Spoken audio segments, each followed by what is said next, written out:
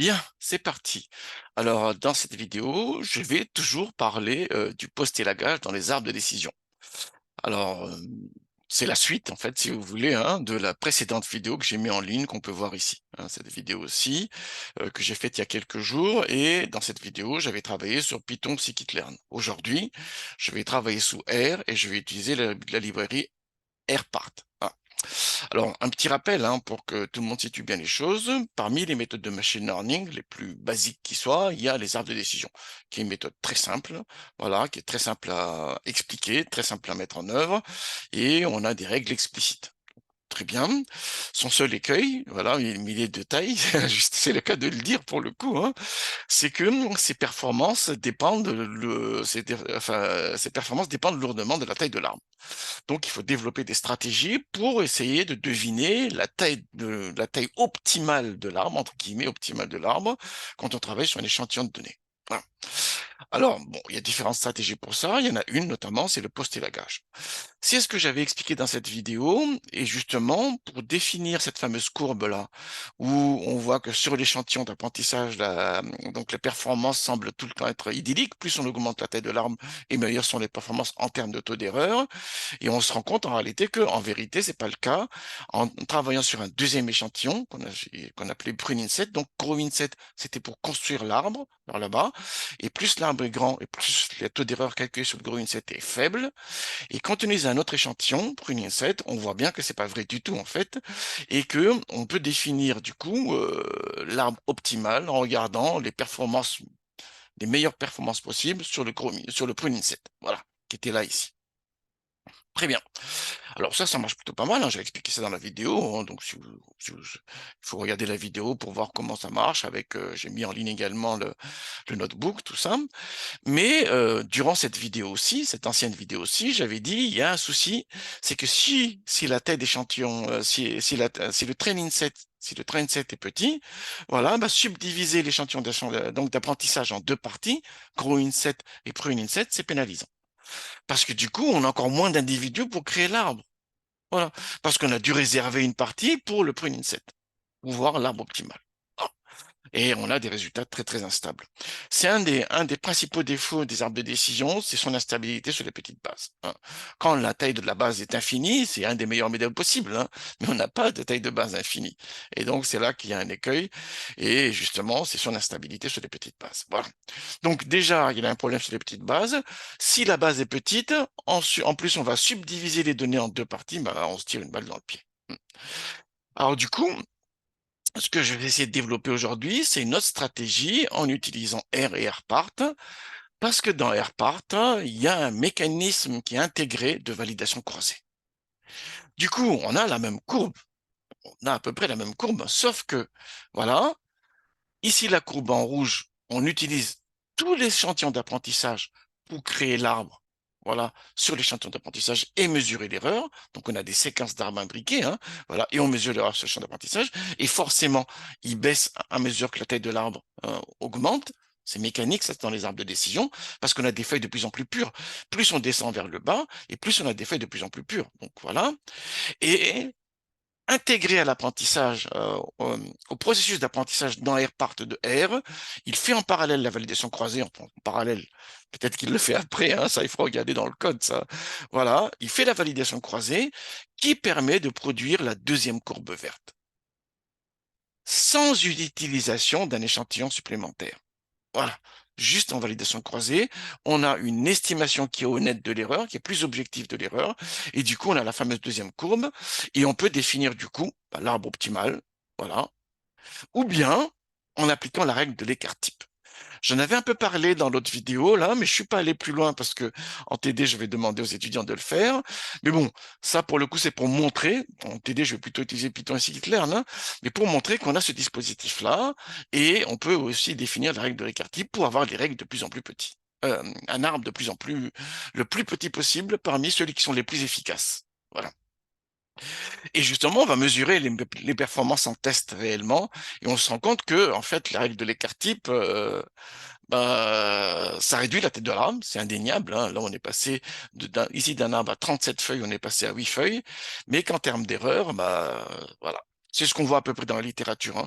Dans les années 90, y compris moi-même d'ailleurs, hein, on était assez nombreux à travailler sur des arbres de décision.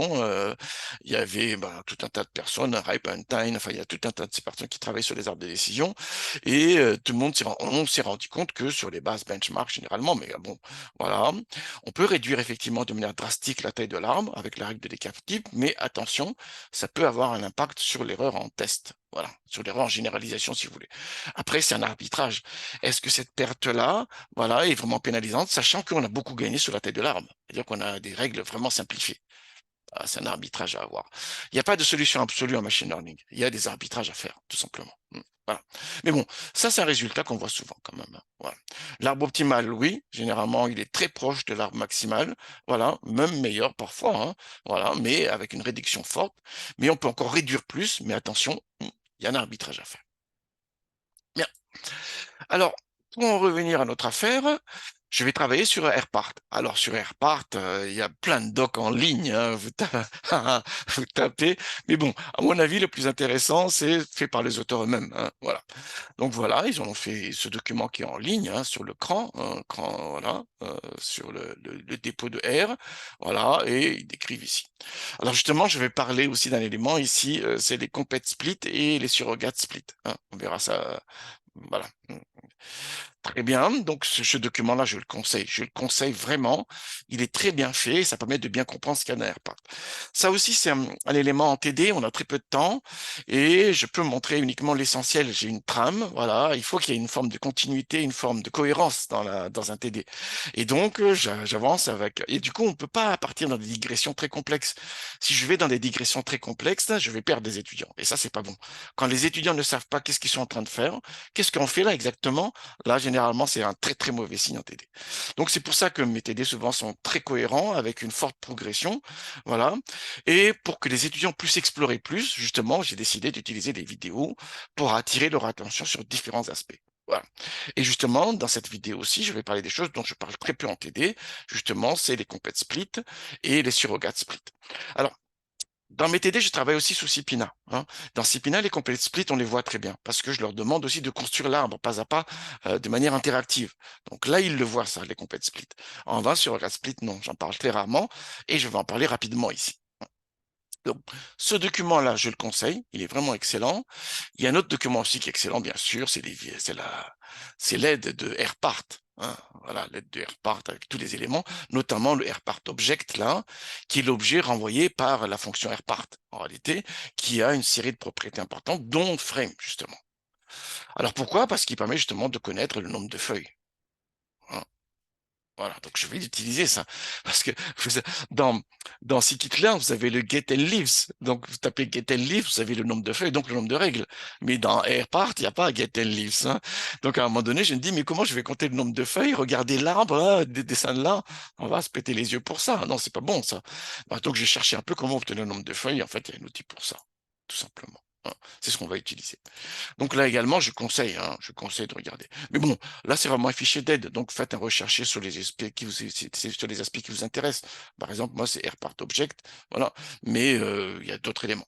En revanche, ce document-là, je vous le conseille de lire en détail, hein, du début jusqu'à la fin, hein. C'est ce que j'ai fait moi-même, hein.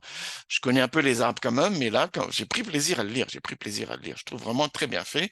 Et je me suis dit, à un moment ou à un autre, il faut que je essaie de présenter ça. Bon, finalement, je le fais sous forme de vidéo. Voilà. Alors, moi-même, j'avais fait des supports de cours sur le post-élagage, donc je l'ai mis en ligne très récemment, hein.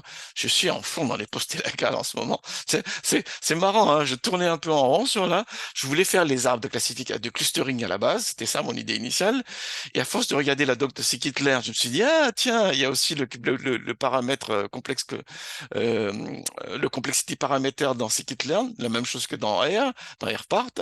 Et à force de fil en aiguille, je suis revenu sur AirPart. Mais bon, donc du coup, j'ai refait un support là qui est là, hein, donc j'en ai parlé, qui vous permet de voir le détail de ce qui est fait réellement. Voilà. Alors, dernier élément, En réalité, sur AirPart, j'ai déjà fait un tutoriel, hein. Je l'ai fait en 2008. Je me suis dit qu'en 2023, quelques années plus tard, hein, mais beaucoup d'années plus tard, en réalité, hein, 15 ans plus tard, je vais refaire le tuto. Je vais refaire le tuto avec les versions modernes de R. À l'époque, R n'était pas des plus performants. Maintenant, en 2023, R est quand même très rapide. Il fait de la compilation à la volée, hein, voilà. Donc, j'ai trouvé ça amusant d'essayer de voir, en refaisant le tuto, est-ce que on a les mêmes fonctionnalités? Est-ce qu'il y a des choses qui ont été modifiées?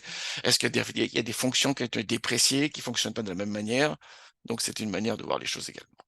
Mais AirPart est un package qui est vraiment pas mal conçu et qui marche très bien. Alors, dernier point important, la base que je vais utiliser, c'est la base des ondes de Breman, qu'on voit dans le livre de Breman, Friedman, Wolfenstein, hein. Voilà, hein, qui est là. Et je vais le montrer directement ici, c'est plus simple. Vous avez là, vous avez une variable à cible à trois modalités, A, B et C, c'est des objets qui sont détectés par des ondes radar. Là, c'est les mesures effectuées, très bien. Et j'ai rajouté une colonne supplémentaire qui permet de savoir quel échantillon d'apprentissage, quel échantillon test, hein, hein, qui est train set, qui est test set. Alors, dans cette vidéo aussi, comme dans la vidéo précédente d'ailleurs, je me suis placé dans le cadre expérimental qui a été défini par Breman et ses copains. Voilà. C'est-à-dire que, comme on a un générateur de données qui peut générer des données de manière infinie, en fait, on a un effectif infini, je me suis collé à son expérimentation où il a pris 300 pour créer l'arbre et 5000 pour évaluer les performances. Voilà. Je sais que c'est pas la pratique. Je sais que la pratique, généralement, c'est qu'on prend deux tiers là, ou 70%, et un tiers ici, hein. C'est plutôt la pratique. C'est pas une vérité en soi, d'ailleurs, hein. C'est plus une pratique qu'une vérité en soi. Il faut qu'il y ait suffisamment d'apprentissage pour qu'on puisse créer un modèle qui tient la route. Il faut qu'il y ait suffisamment de tests pour qu'on puisse mesurer correctement, voilà, le taux d'erreur. Voilà. Et le suffisamment, c'est comme la blague de Fernand Reynaud, hein, un certain nombre. Très bien. Alors la pratique veut qu'on prenne deux tiers ici, un tiers, mais en fait, c'est pas une vérité en soi. On est bien d'accord là-dessus. Donc moi, ici, dans ma vidéo, je me suis calé sur le cadre expérimental qui a été défini par Breman et ses acolytes, où il a pris 300 pour l'apprentissage et 5000 pour le test, hein, parce qu'on a un générateur de données. Allons-y, une fois que tout ça est dit, on peut y aller, et je vais dérouler donc le fameux notebook que j'ai préparé en amont, et on travaille dans RStudio cette fois-ci. On travaille dans RStudio, et la version de R que j'utilise là, c'est la 4.2.2. Je crois qu'il y en a une plus récente, hein, mais bon.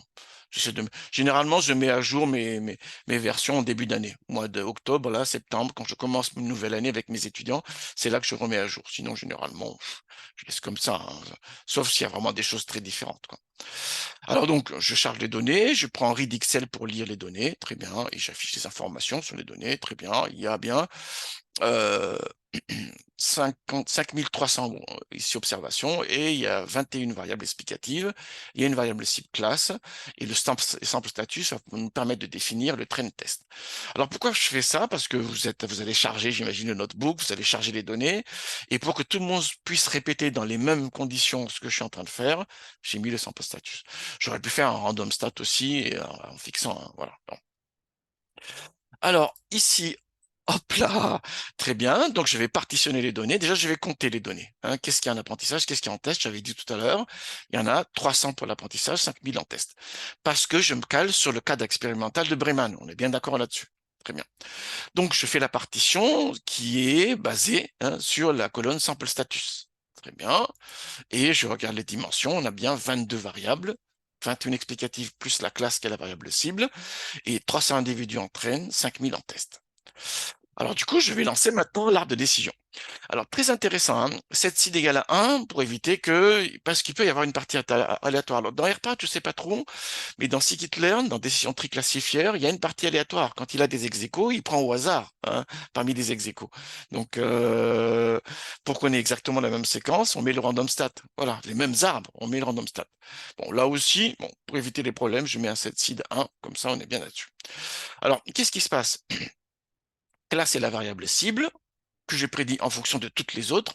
Voilà le sens de cette partie-là. Ici, les données, c'est les données d'apprentissage. On est bien dans le classement, classification en anglais, mais c'est bien du classement en français. Voilà. Et parmi les paramètres de contrôle, voilà le mean split égale à 2. Voilà. Donc, il segmente un sommet s'il y a au moins deux individus, sinon il n'essaie pas de segmenter. S'il n'y a qu'un seul individu, c'est une feuille, de toute manière, hein. Très bien. Et le complexity paramètre qui peut agir aussi. En pré-pruning, je l'ai mis en 0. Comme ça, on a bien l'arbre maximal. Donc, le complexity paramètre ici, en fait, il y a de la polysémie là-dessus. C'est-à-dire qu'il peut agir en pré-pruning. Est-ce que le gain de Gini est suffisamment important, qui compare ici au complexity paramètre. Voilà. Et on va l'utiliser également dans le post-pruning. Bon, dans Scikit-learn, pour le coup, il y a deux paramètres différents. C'est quand même, je trouve ça plus intéressant. Mais bon, il est défini comme ça, il faut le savoir tout simplement. Donc sous R, sous RPart, sur le package RPart de R, faites très attention. Le complexity parameter CP là agit de deux manières. Dans le pré-pruning, est-ce que le gain de Gini est suffisamment important? Il va le comparer au complexity parameter. Et ensuite, comme paramètre de contrôle dans le post-pruning. Faites attention à ça. Vraiment, il faut lire la doc. C'est ce que je fais moi-même. Quand je dis tout le temps à mes étudiants, 85% de mon temps, c'est de lire la doc. Lire les articles scientifiques, lire la documentation, regarder ce qui est en train de se passer et ensuite vérifier, vérifier, vérifier. Et tant que je suis pas sûr, je n'en parle pas. Quand je suis sûr, je suis sûr d'avoir parfaitement compris, là, j'en parle et je l'introduis dans mes TD. C'est comme ça que je fonctionne. Alors, une fois que l'arbre est construit, voilà, je vais compter justement dans Frame, c'est ce qu'on a vu dans la doc ici. Voilà, on a un objet AirPart et dans le champ Frame, voilà, on peut connaître les feuilles. On peut reconnaître les feuilles. Donc moi, ce que j'ai fait ici, tout simplement, c'est que j'ai compté le nombre de feuilles dans le frame là, voilà, et j'ai fait la somme. Et on a le nombre de feuilles dans l'arbre. Allons-y. Alors, on ne le sait pas. On ne le sait pas, on ne le voit pas. Mais en réalité, en même temps qu'il a créé l'arbre, il a fait la validation croisée. Voilà. Et la valeur des portions en validation croisée, c'est 10 par défaut. Les folds, là, c'est 10 par défaut. Voilà. Donc, en même temps qu'il crée l'arbre, il fait une validation croisée en 10 folds. Alors, ça, c'est important, ça, parce que ça veut dire que si vous avez une très, très grande base de données, vous dites c'est super long. À un moment donné, j'avais branché mes étudiants sur un projet où ils avaient des millions d'observations. Ils lançaient AirPart et là, ça dure des plombes. Ils me disent mais ça marche pas. Mais non, mais parce que il fait par défaut une validation croisée. Voilà. Alors, dans le contexte sur des bases intermédiaires, de taille intermédiaire, ça nous arrange.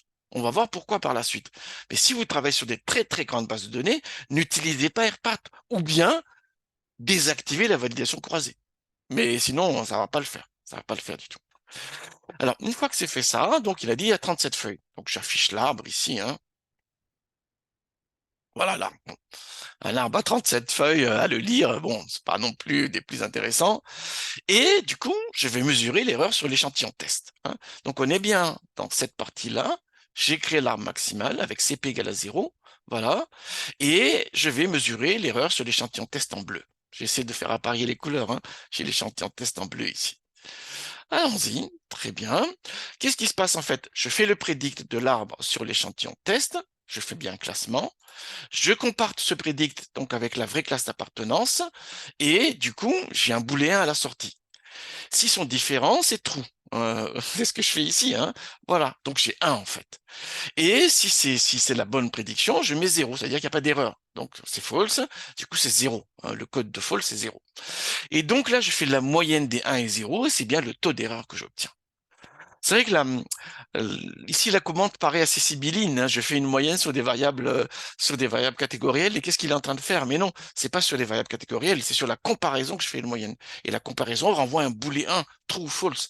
True est codé 1, false est codé 0. Donc on a bien la proportion des 1 ici. C'est la proportion des erreurs. Donc c'est bien le taux d'erreur. On est d'accord là-dessus.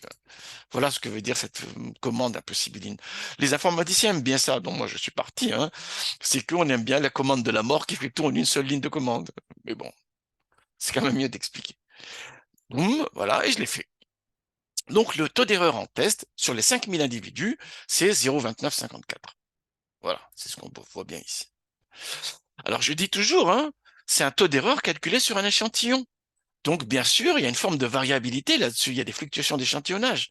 Donc, pour avoir une vraie idée de l'erreur, voilà, de la teneur de l'erreur, on peut calculer donc un intervalle de confiance. Donc là, je vais sur l'approximation normale, tout simplement, hein. Donc je calcule l'erreur, hein. C'est le epsilon fois 1 moins epsilon divisé par le nombre le n, l'effectif de l'échantillon test, et je prends la racine carrée. Et ensuite, la borne basse. Ici, je prends le quantile de la normale, et voilà, à 95%, hein. Voilà. Là, c'est 0,975 parce que c'est bilatéral, on est d'accord. Très bien, boum. Et voilà, j'ai donc il y a 95% de chances que cet intervalle défini par ces bornes-là contienne la vraie valeur de l'erreur. C'est ça l'idée. Donc nous, on va voir si on sort ou pas, hein, de cet intervalle-là, hein. En créant des arbres intermédiaires, est-ce qu'on va sortir de cet intervalle-là? Soit dans le sens de le pire, c'est-à-dire qu'on a dégradé l'arbre, soit dans le sens du meilleur, on a amélioré l'arbre. Voilà. Alors quand même, il y a des choses très intéressantes. Déjà, il y a une commande en RPart qui est très intéressante, c'est printcp. En fait, dans printcp, on va voir, voilà, il va définir pour chaque valeur de complexité paramétraire, donc ça, je l'ai expliqué dans le cours, hein, je ne vais pas revenir là-dessus, hein, le cours, il est là. Le cours, il est là, très bien. Donc, j'explique le rôle de complexité paramétraire, hein. Il est là, hein, je n'ai pas prévu de le montrer. Voilà, voilà, voilà. Il est là. J'ai expliqué le rôle du complexity paramétraire. Ce qui définit, c'est que il part à zéro et les valeurs croissantes permettent de définir des séquences d'arbres. J'avais expliqué ça, on est d'accord là-dessus, hein. Très bien. Donc, ce qui est très intéressant à AirPart, c'est qu'il vous donne le complexity paramétraire qui permet d'avoir directement les séquences d'arbres. Donc, ça, c'est pas mal. Dans scikit-learn, il faut un peu la chercher. Il y a une commande qui permet de la chercher. Lui, il la fournit directement. Bon, c'est pas non plus un truc très compliqué à faire, hein. Une fois que c'est fait ça, vous avez ici donc le nombre de splits correspondants. Donc 0, ça veut dire qu'on est à la racine. 1, ça veut dire qu'on a un arbre à 2 feuilles, hein. On est dans un arbre binaire. Donc le nombre de feuilles, c'est le nombre de splits plus 1. Vous êtes d'accord là-dessus, hein? Donc la complexité de l'arbre, on peut l'avoir soit par le nombre de splits, soit par le nombre de feuilles. Et dans un arbre binaire, il y a une relation directe. Nombre de feuilles est égal nombre de splits plus 1. On est d'accord là-dessus. Donc, ici, quand la valeur de CP est de 0,21, on a un split, donc un arbre à 2 feuilles, tout simplement, et l'erreur n'est pas 0,67. En fait, il va recalibrer l'erreur. Donc, l'erreur en resubstitution sur l'échantillon d'apprentissage, la pire erreur possible, elle est là. C'est tout simplement 1 moins la classe majoritaire divisé par l'effectif. Très bien. Et ben, il va le rescaler, il va le normaliser à 1. Voilà. Donc c'est pour ça que la première valeur est 1 ici. C'est pas 100% d'erreur, c'est que la pire erreur est là et il va renormaliser toutes les erreurs calculées pour que la pire erreur soit égale à 1. Voilà, c'est une simple normalisation. Donc c'est ça la vraie erreur en fait de l'arbre qui est réduit à la racine. C'est ça la vraie erreur de l'arbre réduit à la racine. Et il va normaliser par rapport à cette erreur-là. C'est pour ça qu'on a la valeur 1 ici. C'est très important ça, hein. On est d'accord là-dessus. Et donc là, on a les erreurs normalisées. Bien sûr, sur l'arbre maximal, on a uniquement des feuilles pures, et donc on a zéro erreur, de toute manière, hein. Normalisé ou pas, on a zéro erreur, hein. Zéro normalisé, ça fait zéro toujours. On est d'accord là-dessus. Alors, une fois que c'est fait ça, on a l'erreur en validation croisée. Donc, il a fait la validation croisée en interne, voilà, et vous avez aussi une mesure de l'erreur en validation croisée, sans que vous l'ayez demandé de manière explicite. Vous avez vu, hein, les paramètres que j'ai utilisés, c'était ça, hein. Voilà. Il n'est pas question de validation croisée, là, hein. Bah, lui, il le fait automatiquement, hein. Voilà. Donc là également, il normalise à 1 la pire erreur possible, et ensuite vous avez l'erreur normalisée ici. Et on voit bien que non, on ne s'attend pas vers 0, hein. On arrive sur un minimum, et ensuite il va remonter. C'est bien ce qu'on voit dans le graphique ici. On voit bien, hein. Voilà, le minimum, il est là, puis il remonte ensuite, très légèrement, hein. Voilà, c'est ce qu'on voit généralement. Généralement, ça baisse tout de suite parce qu'on apprend vraiment des choses intéressantes. Ensuite, il va arriver sur une sorte de coude, voilà, et on a une sorte de plateau. Bah, on le voit bien ici, hein.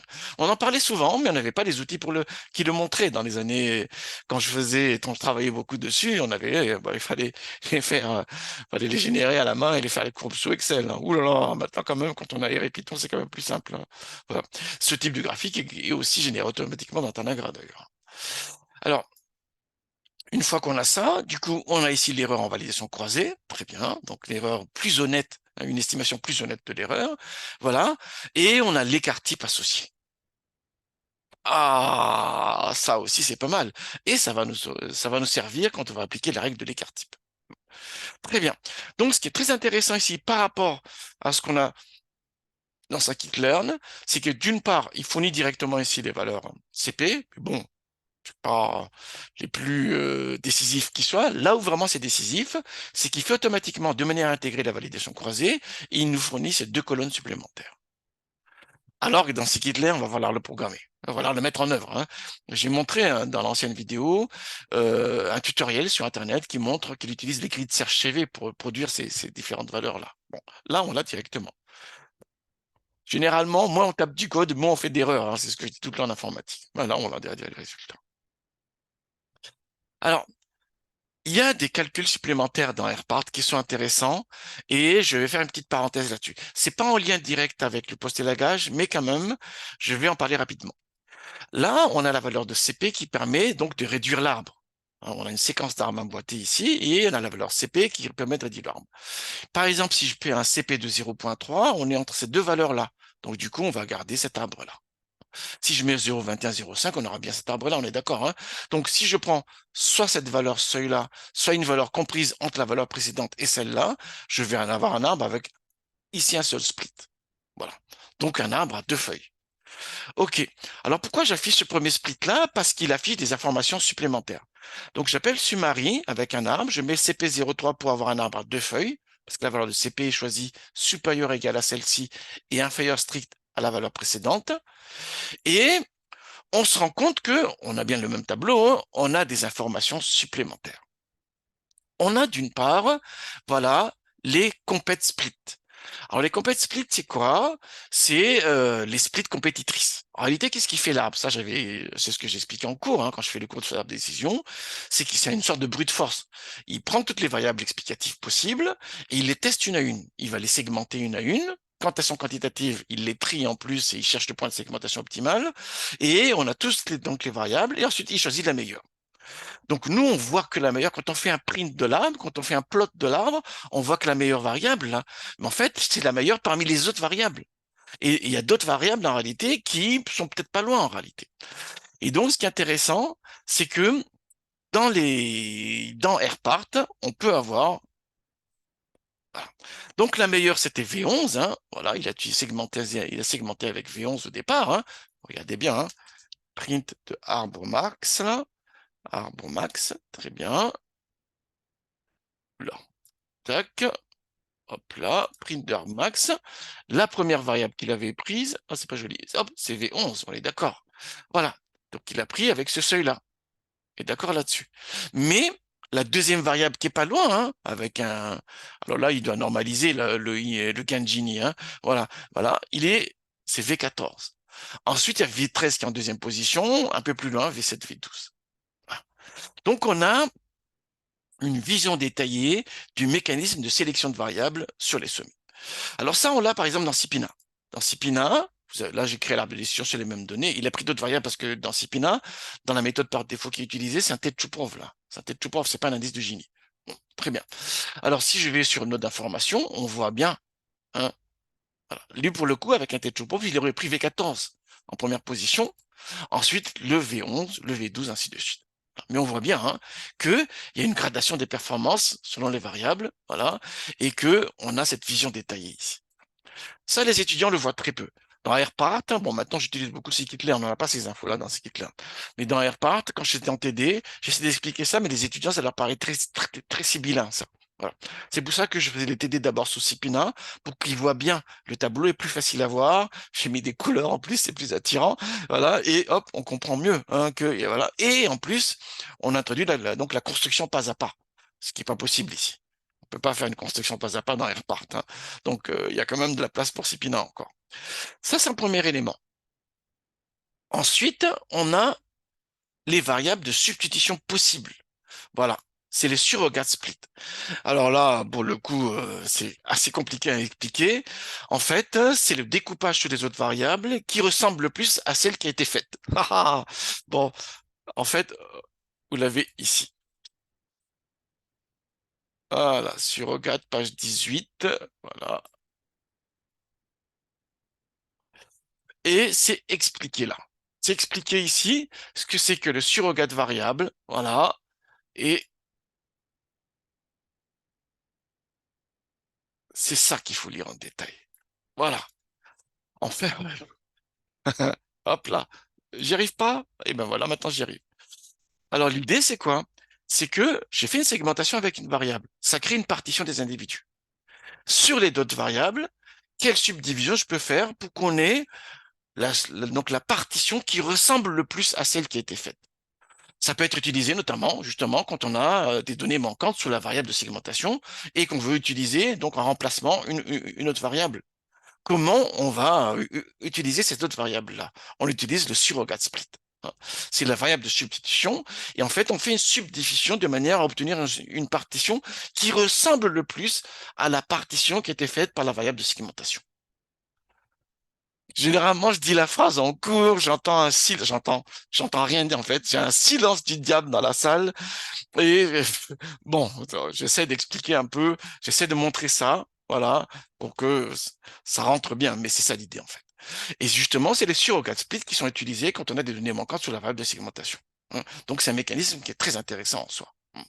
Donc, les erreurs de décision, il y a différentes manières de faire sur les variables manquantes. Soit on les remplace en amont, voilà, très bien, c'est une possibilité aussi, mais on peut utiliser aussi les mécanismes de surrogate split. Je vous conseille vraiment de lire ça. Franchement, parce que ça décrit bien ce qui est réellement programmé. Il y a donc la description de cartes par ailleurs dans le livre de cartes. Ensuite, il repart, il a mis ses propres présupposés, ainsi de suite. Donc là, vous avez réellement ce qui est programmé dans RPART. Et le lire également, ça apprend beaucoup sur les arbres de décision. Voilà. Voilà, j'ai fini ma parenthèse, mais donc ce que je voulais dire, c'est que regardez bien, on peut avoir avec le summary là, on peut avoir des résultats détaillés, donc notamment sur les variables qui sont utilisées, qui sont en compétition, la liste des variables en compétition, et sur les variables possibles de substitution qu'on peut utiliser notamment quand on a des données manquantes, les fameux surrogate split. Et donc du coup, à la sortie là, on a bien deux feuilles avec les classes majoritaires à gauche et à droite. Bien. Une fois que c'est dit alors. Moi, je vais revenir sur le CP table, la table des valeurs CP avec l'erreur relative en apprentissage sur l'échantillon train et l'erreur relative en validation croisée. Très bien. On va essayer de définir l'arbre optimal. Bon, pas besoin d'être prix Nobel pour le voir qu'elle est à peu près par là. 0,46. Ah non, non, il y a plus petit encore ici. Voilà. Bon, vous imaginez si c'est énorme là, on va se péter les yeux pour rien. Donc déjà, je vais faire une courbe, la fameuse courbe. Donc je vais récupérer dans ma courbe ici le nombre de splits plus 1 pour avoir le nombre de feuilles. Voilà. Ensuite, ici, l'erreur relative sur l'échantillon traîne, la courbe rouge, voilà. Et l'erreur relative en validation croisée. Donc l'arbre optimal, bon, on le voit mieux ici, il est là en fait, il est 20 là, voilà, 20 feuilles, soit 19 splits. Il est là en fait. Tac. En fait, il y en a deux, mais avec la préférence à la simplicité, on a pris celui-là. On voit bien qu'il y a deux solutions là, mais avec la préférence à la simplicité, on prend celui-là. Alors, du coup, pour chercher la ligne correspondance, on fait un which min tout simplement. Voilà, c'est la ligne numéro 9. Et j'affiche les infos supplémentaires. Donc, il a pris la première, on est bien d'accord, avec 19. Voilà la valeur CP. Vous avez vu, j'ai which min sur la colonne des erreurs relatives en validation croisée. Et on a bien l'erreur relative, le nombre split, donc ici relative sur l'échantillon d'apprentissage en validation croisée et l'écart type correspondant. Donc, qu'est-ce qui se passe? Je vais faire un prune, voilà. Je vais enlever les feuilles en dessous, voilà, en appliquant cette valeur-là. Cette valeur-là, on est d'accord, c'est bien ça. C'est la valeur CP qui est ça. En fait, j'aurais pu prendre une valeur comprise entre celle-là et celle-là. En réalité, bon, je la prends celle-là, ça le fait très bien aussi. Voilà. Et j'affiche le nombre de feuilles. Il m'a dit il y a 20 feuilles. Mais heureusement qu'il y a 20 feuilles. On voit bien que dans la solution ici, il y avait, dans cette solution-ci, il y avait 19 splits. Le nombre de splits, c'est égal à un nombre de feuilles moins 1. Donc, quand je compte le nombre de feuilles, je réduis l'arbre ici. C'est bien vu, je réduis l'arbre ici. Il n'est pas nécessaire de réapprendre sur les données. Voilà. Et je récupère l'arbre. Voilà. Très bien. Et j'ai les 20 feuilles. Alors, sur scikit-learn, on peut récupérer, mais il faut s'y connaître. J'ai un ami à moi qui m'a indiqué comment il fallait faire pour récupérer les arbres au fur et à mesure, sans réapprendre. Très bien, mais bon, c'est pas à la portée de tout le monde. Et bon, là, pour le coup, je voulais chercher un peu, mais ça peut être très intéressant. C'est même très intéressant sur les grandes bases, en fait. Alors, du coup, j'affiche l'arbre aux 20 feuilles. Très bien, on a l'arbre avec les 20 feuilles. Hein. Et comme je dispose de l'arbre ici, hein, vous avez vu, hein, avec le prune là, j'ai la variable qui correspond à l'arbre qui a été généré. Vous avez bien vu, hein? Très bien. Du coup, je fais la prédiction avec cet arbre-là. Et j'ai un taux d'erreur de 0,2988. Et on est bien dans l'intervalle de confiance. Largement, largement. Hein. L'intervalle de confiance, rappelez-vous, il était là. Voilà, l'erreur, ici l'erreur ponctuelle, elle était là. L'intervalle de confiance, elle est là. Et donc, je n'ai pas dégradé les performances. Voilà, d'un chouïa, mais ça compte pas, il y a toujours une forme de variabilité due aux fluctuations d'échantillonnage, hein. Très bien, mais j'ai réduit drastiquement la taille de l'arbre. Déjà, ici on avait 37 feuilles, là on n'a plus que 20 feuilles. En termes de lecture, en termes de déploiement, c'est toujours gagnant. D'accord là-dessus. Voilà. Donc ça, c'est ce que j'avais fait quand j'avais travaillé avec, quand j'avais présenté la vidéo avec scikit-learn et Python. Sauf que j'utilisais un prunin set. Là, j'utilise une validation croisée qui est faite directement en interne. Donc, il n'y a pas de calcul supplémentaire à faire. Ça, c'est un avantage. Ça. Alors, il y a dans le livre de Breman, il parle de la règle de l'écart type. Qu'est-ce qu'il dit? Ce que dit Breman et ses acolytes, ce qu'ils disent, c'est que en fait, on a un plateau là. Donc, on peut aussi, voilà, avoir une préférence à la simplicité en disant, mais puisqu'on est dans le plateau là, on peut regarder encore vers un arbre plus faible qui s'écarte pas trop de l'arbre optimal en appliquant la règle de l'écart type. Avec l'idée à peu près de revenir sur le coude, en fait. Hein, voilà. Mais bon, comme c'est la performance qui prime, il a dit, on prend la règle de l'écart type, qui s'écarte pas trop de l'erreur optimale, et on prend l'arbre le plus petit, voilà, dont l'erreur n'excède pas l'erreur optimale plus son écart type. Voilà. Rappelez-vous dans PrintCP. Oh là là, hop là, arbre max. Eh ben, eh bien, on a ici l'erreur, très bien, on a pris l'optimal et on a son écart type. Donc, le seuil qu'on va recalculer, c'est quoi? C'est qu'on prend ici l'erreur plus l'écart type pour avoir la borne haute. Et on va choisir l'arbre dont l'erreur, le plus petit arbre dont l'erreur est inférieure à cette borne haute-là. C'est ça l'idée de les règles de l'écart type, avec une préférence à la simplicité. Bon, très bien. Donc, voilà, hein. En fait, quand vous êtes sous AirPart, quand vous faites un plot CP de l'arbre maximum, il vous donne cette courbe-là. Qu'est-ce qu'on a? On a la courbe de l'erreur relative, normalisée à 1, en validation croisée. On a la valeur du complexity parameter, qui est là. Voilà le fameux alpha dans mon cours. Hein. Très bien. Ici, l'optimal, on l'a par là. Hein. Voilà. On l'a par là. Très bien. Hein. À peu près par là. Très bien. Et vous avez cette ligne pointillée. Cette ligne pointillée, c'est le seuil, justement, qui permet de choisir l'arbre le plus petit possible, dont l'erreur n'excède pas l'erreur de l'arbre optimal plus son écart type. Ça, c'est la phrase de la mort. Hein. Alors bon, on voit à peu près que c'est ici, en fait, hein, avec un CP de 0,03 à peu près. Hein, voilà, on va voir combien c'est exactement. On est à peu près ici. Celle-là, elle est au-dessus. Voilà.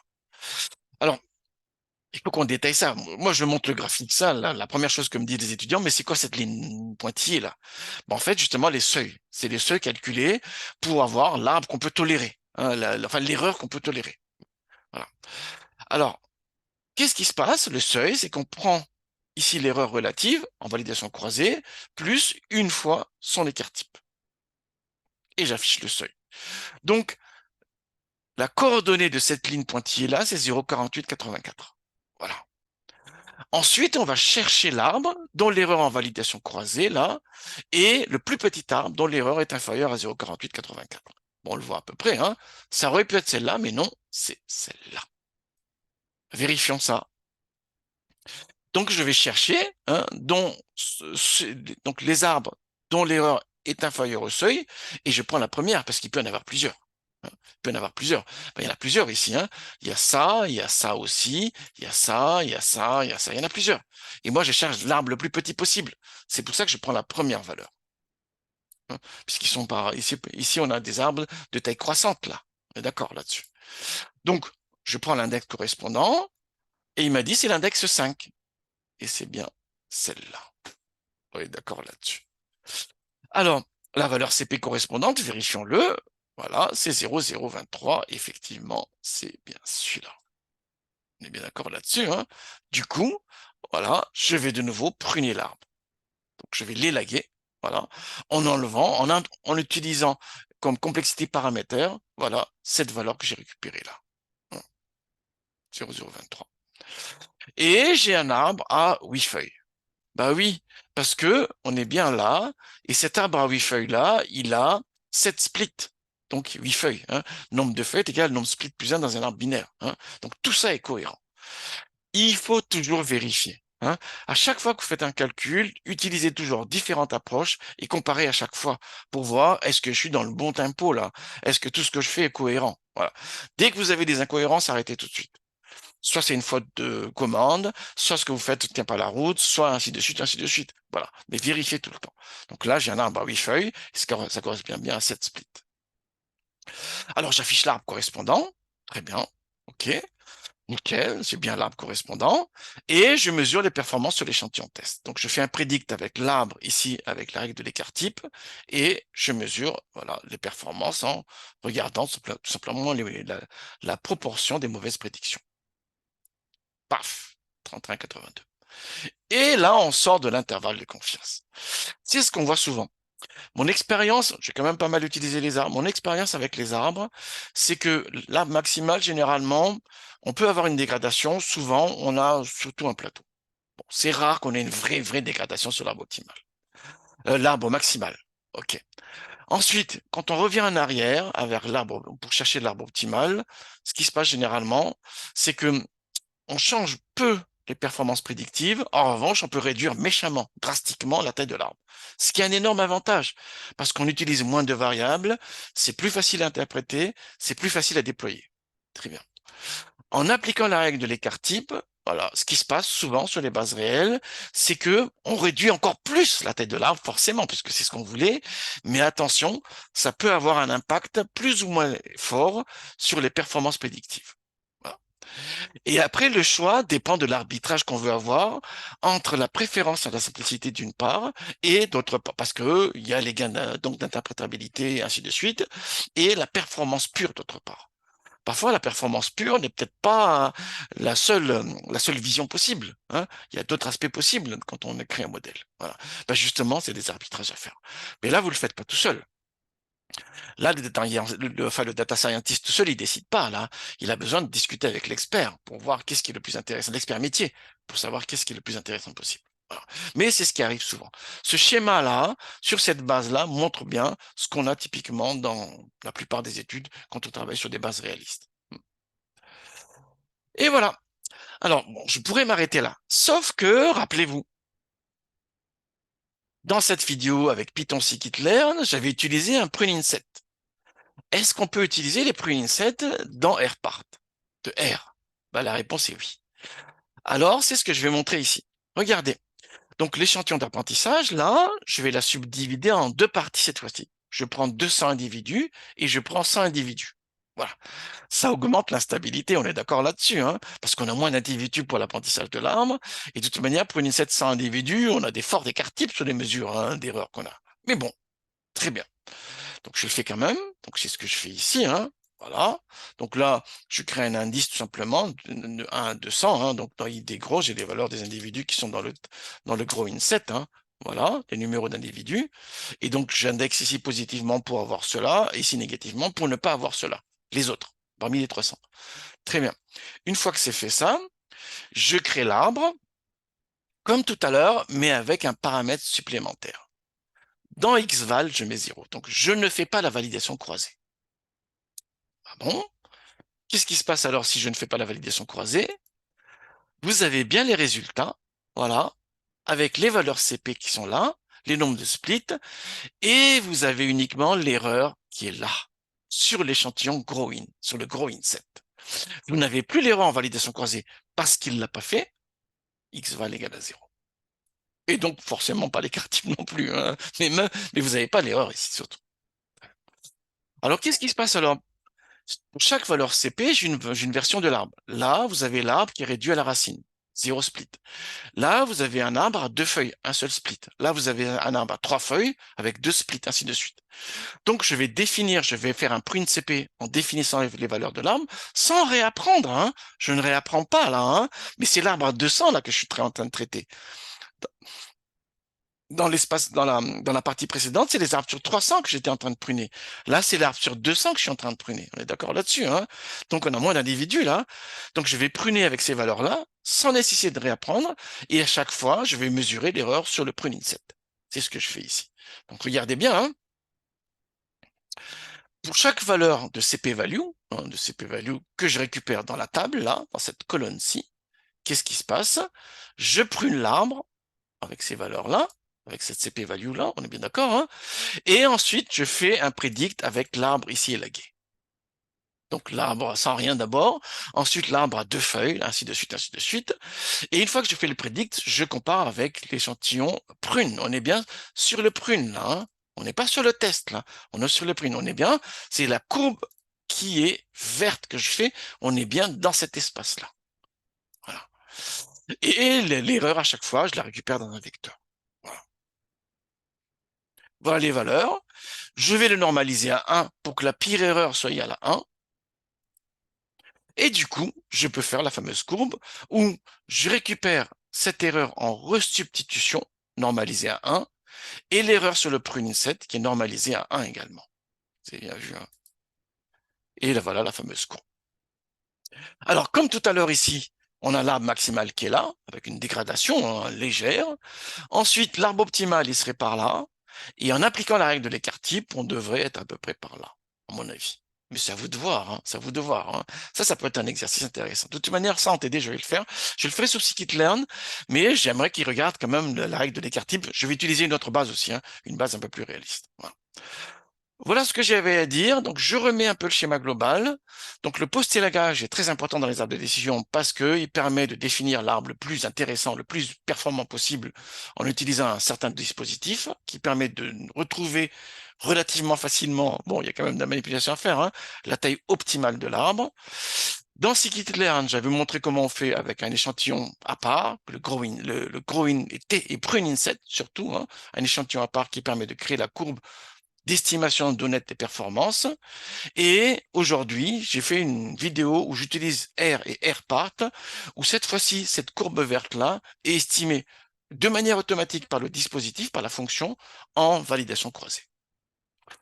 Excellent travail à tous.